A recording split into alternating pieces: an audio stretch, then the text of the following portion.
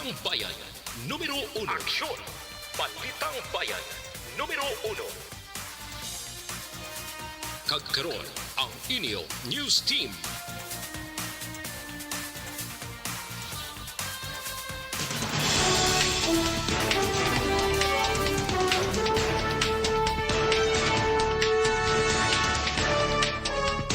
Sa mga Pangulong dinalan sa mga balita lokal, power interruption patagyunon sang NGCP sa Marso 6. 34 milyones pesos nga balor sang shabu na recover sang PDEA sa buy-bust operation. Sa balita national, kaso sang heart disease sa Pilipinas nagsaka sang 28%. Reorganized nga grupo sang Maute nagplano sang pagpangatake sa tiyon sang eleksyon kag Ramadan sa Lanao del Sur. Maayong aga Bacolod, maayong aga Bilog-Amahin sang Western Visayas. Karon nga adlaw Biyernes, Marso 4, 2022. Ang inyong news team, Aksyon Dorel Kabat. kag Action Boy Duran. Ang mga balita lokal, pagkatapos lamang sa ne.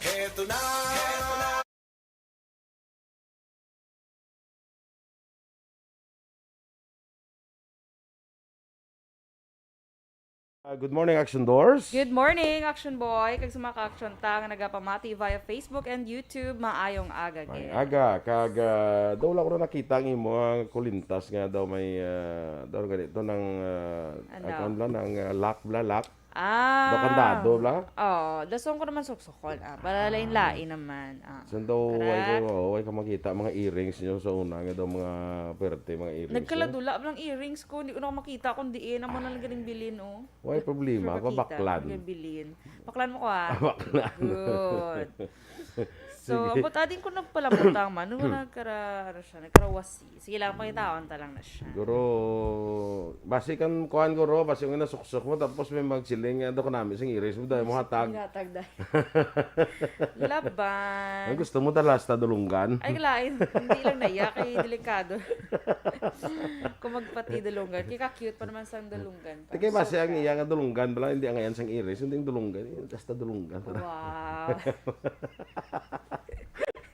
Kalain. Happy Friday sa imo Action Boy, Happy Friday, oh. So, March ano kita? 4? Subong birthday ni Birthday. Action Dale. Buwas kay Action Fred naman. Yes, abaw. Duwagin kadlaw nga straight ang lafang. Duwa ka adlaw gid nga malibre pata sini sa aton nga panyaga. Pamahaw, panyaga, Mahaw, panyapon. oh. Ay, At least daw maka savings kita sini. Yes. Mo ni basta magsige-sige lang ang birthday. Yeah.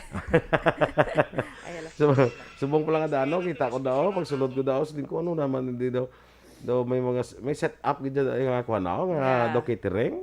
Oo, syempre. Kay birthday to gila ni Action Day. Oo, ika ano yun na dari ka, 26th. Kala ko lang ko doon nag-set up da mga tables and chairs.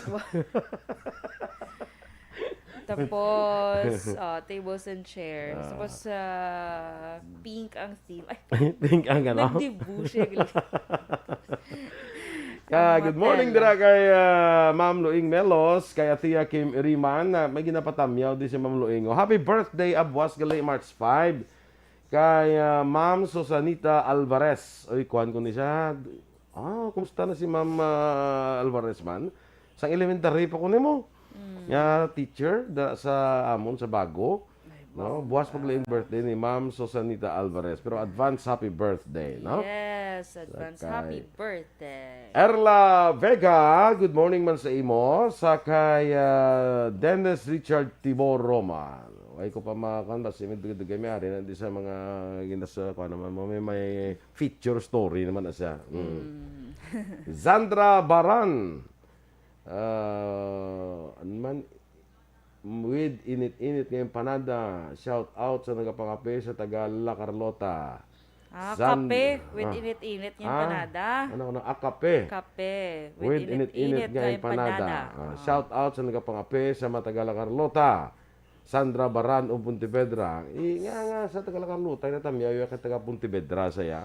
At iki atot siya guro ka pangape. Sa La Carlota. Correct. O kon, basi nagapangapid sa Pontevedra, may mga taga La Carlota nagapangapid ha. Pwede man. Pwede naman, di ba? Basta sa tanan nga nagapangapid dira, sa tanan nga mga kapihan, may aga dira sa inyo ha. Kadamo-damo sa mga kapihan nga naga-monitor sa aton no? Amo na galing kay when sila nag-comment kay sila din ang ginapabahala ta sa blayran mo. Sa kung anong bahala na. Yan, di lang tatukoy. Yawan ta niya pamayad yaw. Yawan ta niya daw lawagon kada nila yung kita bahala. Ay kalay. Yan, di lang ta mag-comment. Sige lang bala, kay kisama lang na. Oh, man, panahon mo lang inaasang eleksyon. So, kada adlaw, for sure, Action Boy, may pang libre, gini kape sa kapihan niya. Yes, so, naragin na niya ko na. Naragin na niya. Kay Judenia Sarmiento Puig Lazaro, may agaman. Arin na si Dennis. Ano naman Good ang morning ganap ni po Dennis? sa ating lahat. Mabuhay tayong lahat. Salamat sa Diyos. Biyernes na. Baby getting us, baby getting up. Kanta na, di ka nakabalo? Hindi. Na na na na na na na na na. Baby getting up, baby Correct. Okay. Muna sa gali. Muna siya. Biyaguro, kung di ko kabalo, ara ka man. Abing dinis, guro makalusot ang mga kanya, di ba? Abiyaguro. Kay Migo tada Phil Alonso guys sa Tokyo, Japan. Good morning man sa imo dira, no? Kay Madam Eleanor Fukuda. May agaman sa dira sa Japan. Si Hadako Tess Murayama, kumusta naman? Okay lang siya gyapon. Okay lang siya gyapon. Do busy kita kayo sa iya nga student, Action Boy. Na-focus siya sa iya bata. Kaya dito ya ka ba sila, yaga face-to-face. Nabalik na sila sa face-to-face classes. Dako dali na sila magbalik, no? Sa aton dito ginalalisan. Robert Roma, mag-agaman. Sige, standby na kita sa aton mga balita lokal.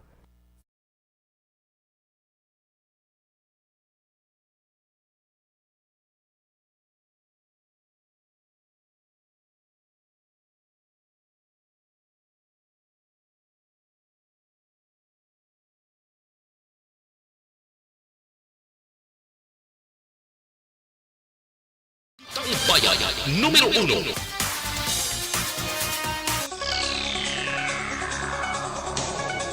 Action Radio Philippines Standard Time, las 6:10, detalye na sa mga balita lokal. Naglambot naman sa 34 milyones pesos nga balor sang shabu ukon 5 ka kilo ang na-recover sang Philippine Drug Enforcement Agency sa bypass operation ng patigaan sa barangay Old Poblacion, siyudad sa Escalante, mga alas 12 ang gabi sa itong ukon Marso 4 ukon Marso 3. Ang suspetsado ang ikilala kay Vicente Sipuasca, residente sang barangay Sumag, siyudad sang Bacolod. Suno kay Agent Bamboo, Assistant Provincial Officer sang PIDEA, nagabiyahe gikan sa Cebu si Sipuasca agud magkuha sa supply, kaya nagabalik sa Negros paagi sa siyudad sa Escalante agud mapasulod ang nasambit nga illegal nga droga sa Negros.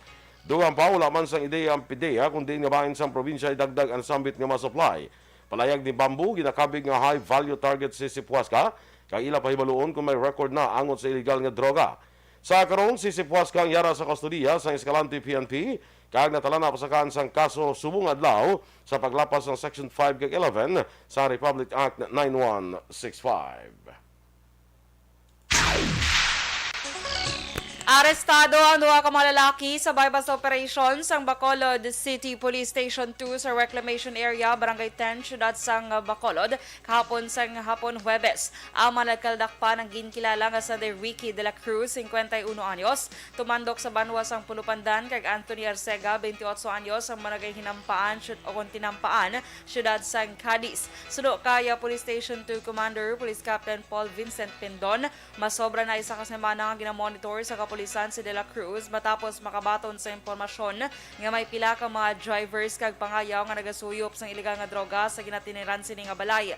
Dugang pa si De La Cruz ang may gamay nga tiyangge nga nagaserbe bilang front sa pagbaligya sang shabu. Na-recover sa bypass operation isa ka medium size, 7 ka palaba kag 2 ka magagmay nga sachet sang suspected shabu nga nagabugat sang 4 ka gramos kag nagabili sang masobra 27,000 ka pesos. Preso karon mangkaldakpan sa custodial facility sang Police Station 2 para sa nagakaigo nga disposisyon.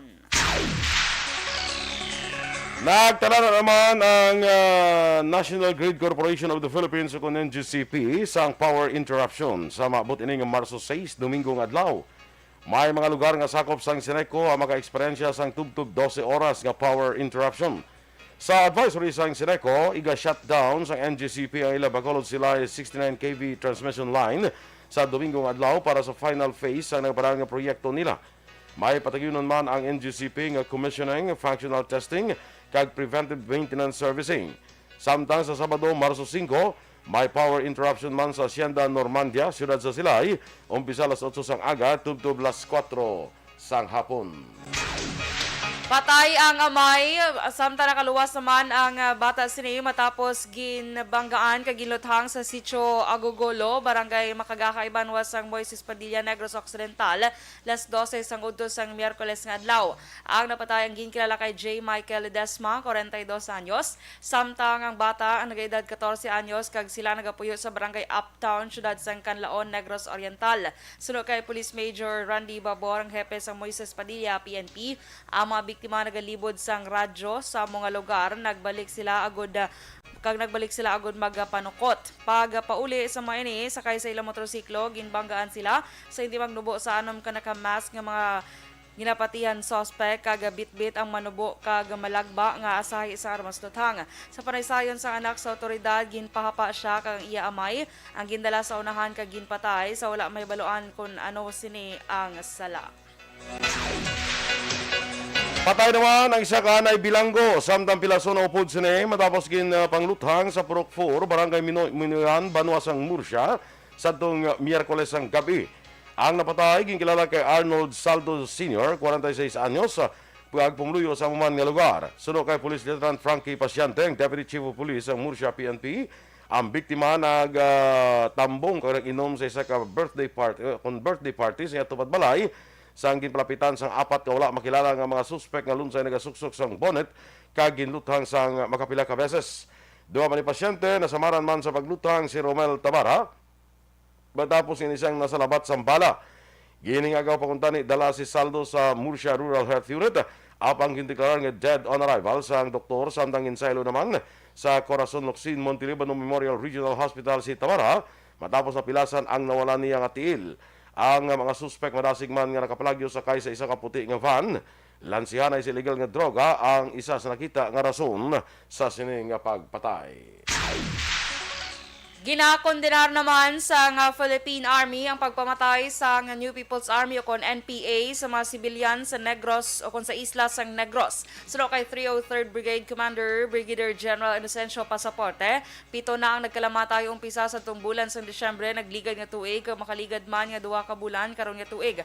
Dugang pa ni Pasaporte, isa ka paglapas sa international law ang ginahimo sa mga tao nga ila ginapatu-patuan sa aligasyon nga wala sang kamatuoran. Palayag pa sang Commander Lunsay Balibad ang ila ginahambal nga ang mga biktima nagahatag sa impormasyon sa gobyerno apang ang matuod luyad lang nila nga kuhaon sa ilang grupo kag hindi mag-upod.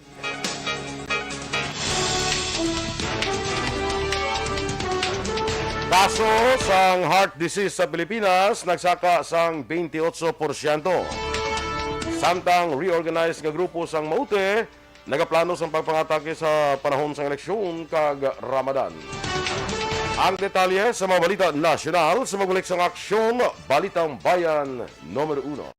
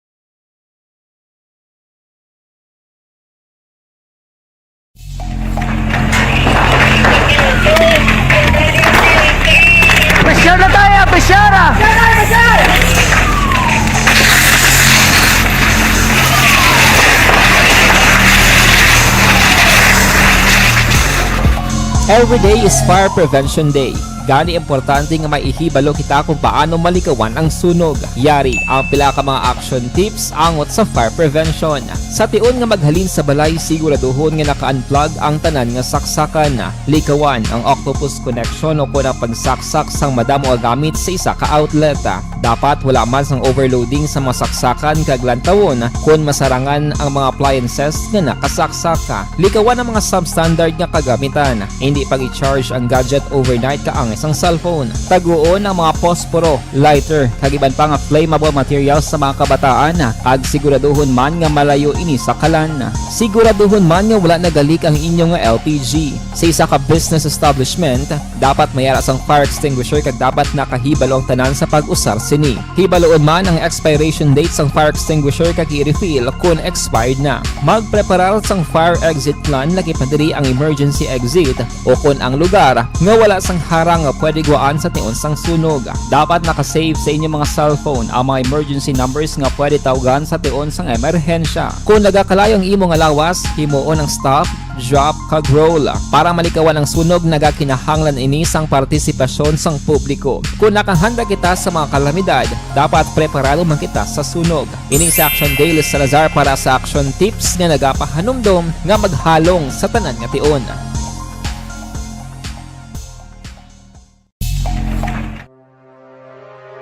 The Candidates Forum. The Candidates Forum, hibaloon ang mga plataporma di gobyerno. Usisaon ang nahimuan kag inagihan sa mga politiko. Patpaton ang mga proyekto nga ila ginaplano. The Candidates Forum, programa sang Aksyon Radyo Bacolod kag Northwest In nga magahatag kay gayunan sa publiko nga mas makilalaan sang husto ang mga kandidato sa 2022 national and local elections. The Candidates Forum. The Candidates Forum. Hosted by Aksyon Boy Duran with guest panelist Aksyon Fred Salanga, Aksyon Rex Cantong, Aksyon Art Tayhupon, Aksyon Brian Morden, Aksyon Eric Magbanwa, kag Aksyon Marlon Genovea. Diri lang sa Aksyon Radyo Bacolod. The Candidates Forum. Bangod sa pamahog sing COVID-19 pandemic, madamo sing kompanya kag local government unit ang nagpatuman sang work from home sa ilang mga empleyado. Naga-work from home kung naka-close contacts na nagpositibo sa virus o kung mismo nagpositibo sa COVID-19. Good morning na dira sa ibang panaton nga nag-monitor sa Facebook. Like and share lang kita mga ka-aksyon, ha? Nadaog naman ang loto. Nagdaog naman galing daw ay kung dugro tsansa kaya daw taga Cavite naman to. Hindi kita taga Panokoy, kaya taga Cavite. Kaya kasi bisan taga Bacolod lang, at least dama, may chance ka bala, kaya kung nakataya ka. Galing kayo taga Cavite naman to. Sige lang. Alex Fuentes, Mang Aga, Mayjun Galvez de Sendario. Good morning sa imo, classmate. No? Kay Ma'am Vanessa Mayo, kag Miss Jinky de Alagdon. Che Zamora, good morning man. Sa kay Miss Lily King, Mang Aga, kay Alma Uligon, Cirela Samar, Aguilion, Emma Ababa Obaluna, Alex Montesa, Milili Oligo. Dira sa kay Bayboy Villasor, Mang Aga man, from Taran kay Miss Jinky de Alagdon. Kay Noin Depon, from QC. Ano giningalan niya ni Man, Noy? Ano ngalan niya gid si ni Man? Kasi hindi ko mo na yung ngalan. Hindi True. ko mo na, Basi lahog lang. Sige, kay Joe, kag Lolita de Alagdon, mga agaman. Real Advincula. Katamyaw niya si mama niya, Jerome, pamati sa Action Radio. Baw, damo, ginitas na subong kapangapi sa kapihan ni Mama Jerome Advincula. Panibago naman niya kapihan. Kapihan naman na ni Mama Jerome Advincula. Sa diniman, kasi binalbagan ini. Baw, damo, ginuto sila subong kapangapi sa kapihan ni Mama. Hindi niya subong niya si Real Advincula man. Sa 200 stars na Miss Jinky, thank you. Kay Re, ano, hindi kita. Ano naman? Hindi man ni doon ni. Sama siya si Sherella, si Richella. Si Richella nga. Sige. Kagkay, ano ni? Good morning ko no. Greet niya lang si mama niya nga always ginagapamati sa Action Radio. Family Artigosa, Family Costan. Constant. Oo. Costan, good Costan. morning sa inyo. Kay Ma'am Romela Ilostre Revalo, araman siya watching. Good morning man, Ma'am Romela. Florencia Villacampa, good morning. Dira sa may Purok Mahimulaton, Barangay Banago, Bacolod City. Yes. Connie Laparan, good morning. Happy birthday kay Action Dale Salazar. Yes, stay safe and God bless. So, kay Edward Alejano, good morning man. Good morning kay Christine Menyes Villalobos, Villalobos. sang Pandanon DSB, maayong aga gid. Maayong aga sa congratulations si Christine, no? May baby naman siya. Ambot ha, meron On, siya. but Doon ako kita. kwan na ara na on the way, ano mo na? On the way. On the family way. Oo. Kay Miss Cory Vidaha, good morning galihan, nagapamati siya. Ara siya sa may hinigara naman na siya yan. Hindi na siya magbalik, no? I don't know lang. Kaya daw siya ang sa iyang husband. nag-caretaker sa iyang bana, no? Hindi na siya magbalik, guro. Ba, siguro. Sige ah. Manamyaw kay Action Dale from Ma'am Van Mayo. Happy birthday ko no, Action Dale Salazar. Pila na si Action Dale? 26. 26? Yes. Magulang ka gali sa iya. Yes, of course. And I'm proud. Wala, magulang ka sa iya, pero you look younger. Ay, sunod. Wala, Action Dale ka bati ka to. Di kay babae, kating lalaki lang, hindi man yung lalaki mo. Ang lalaki lang. Kalai. Section leader niya, pila na? Pila na niya? 26 man siya. Sino yung- 1996 na sila mo. Sila na ni 26. Dale. Ma 26 man siya? Yes. Okay. Kami naman yan ni Anne, ni Marnie, and ni Miles, ang mga 1995. Correct. Correct? Kibot gani si Ma'am Vano nga kayang pagali. Of course. Kay kulang ko na mo si Action Eden, kay si Dale sila ni. Mga 1996 na sila. Ng mga atabs. Kamu yan, Atabs. 1990. Bata, atabs. Si John, I think, Si Jan niya 1998 pag guro. feeling ko si John, 1990. Hindi, nakatala si John, mas ano na siya sa amon, mas younger na siya younger sa pag amon. yun, 20, I don't know. Bidding alohamiento, morning man kag Gina Macapa Cientos. Sige, standby na kita sa mga balita national.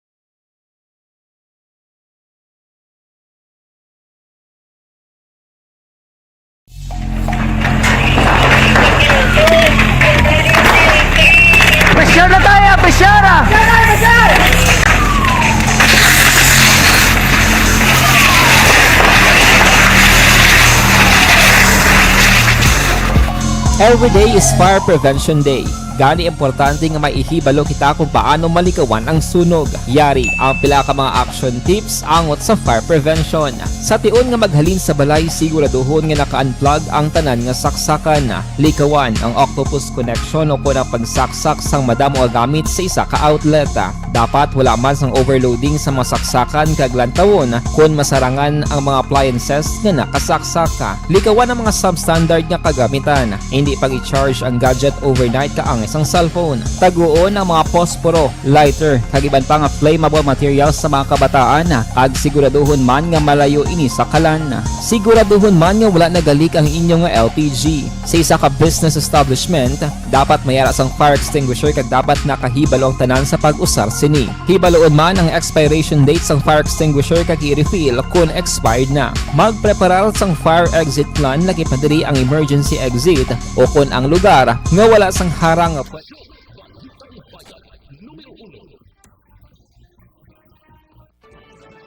Action Radio Philippines Standard Time, las 6:29 sa Italia na sang mga balita nasyonal. Nagsaka sang 28% ang kaso sang heart diseases sa pungsod sang 2021. Sa laging handa briefing, ginpahag ni Dr. Gilbert Villela, Presidente sang Philippine Heart Association, nga ilagin kakibot ang pagsaka sang heart diseases sa tion sang pandemya, nga nagabot silingon nga may epekto ang pandemic sa cardiovascular disease. Nagapakita sa datos ng Philippine Statistics Authority nga ang ischemic heart disease ang pangunang rasyon o rason sang kamatayon sa Enero tubtob Oktubre tuig 2021. Ay kadua tatlong rason sang kamatayon sa pungsod ang cerebrovascular diseases bangod sang COVID-19. Nanawagan si Villela sa tanan nga pumuluyo nga may cardiovascular disease nga mag-booster shot sang COVID-19 vaccines anuman nga brand bangod ang safe kay epektibo sa may mga heart conditions.